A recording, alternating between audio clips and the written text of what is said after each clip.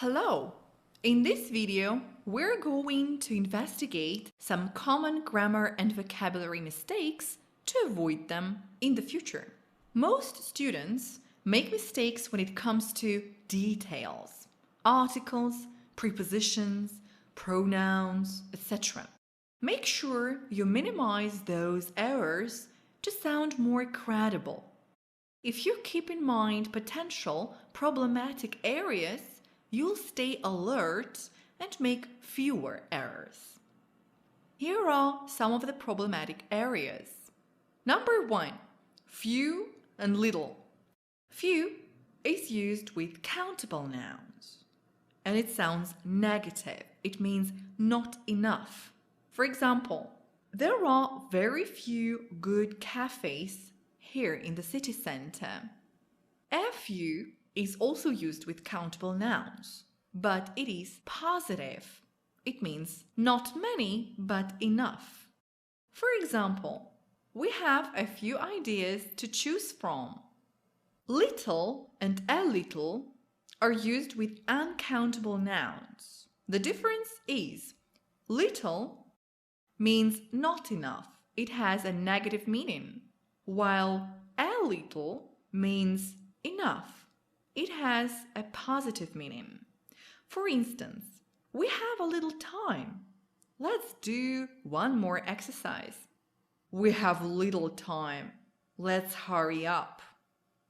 The comparative forms of few and little are the following: fewer and less.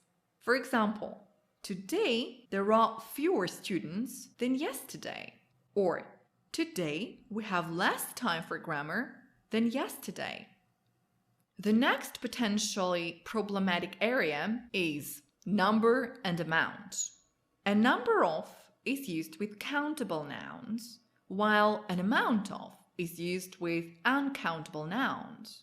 For instance, a big number of visitors, a small amount of sugar. The next problematic area is conditional sentences. A lot of students confuse the tenses that they need to use in both parts of conditional sentences. For using conditional sentences correctly, you should revise the rules before practicing them. Number 4. So and such.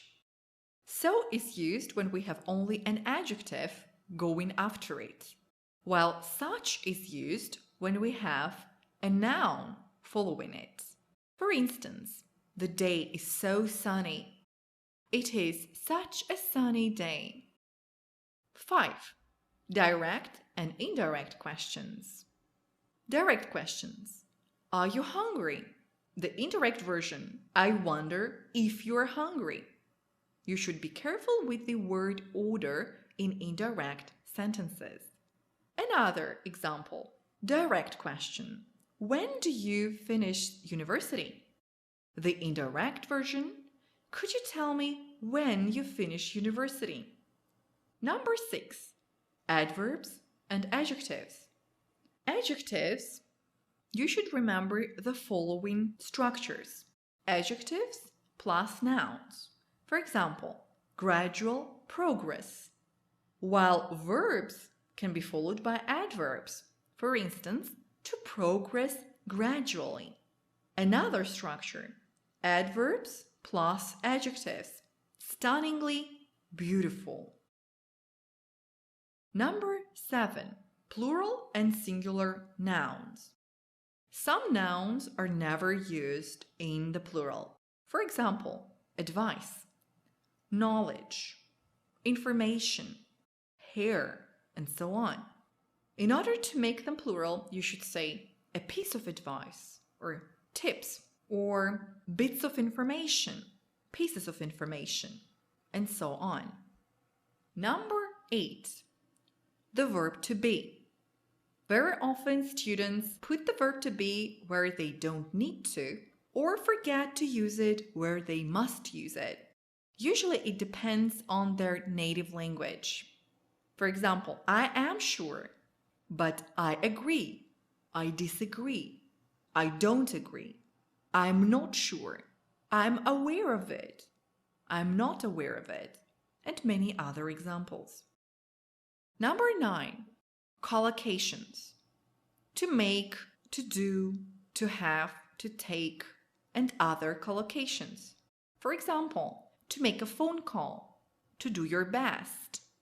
In order to use collocations correctly, you should consult dictionaries and do a lot of exercises to remember which collocations are used with which words. 10. Parts of speech.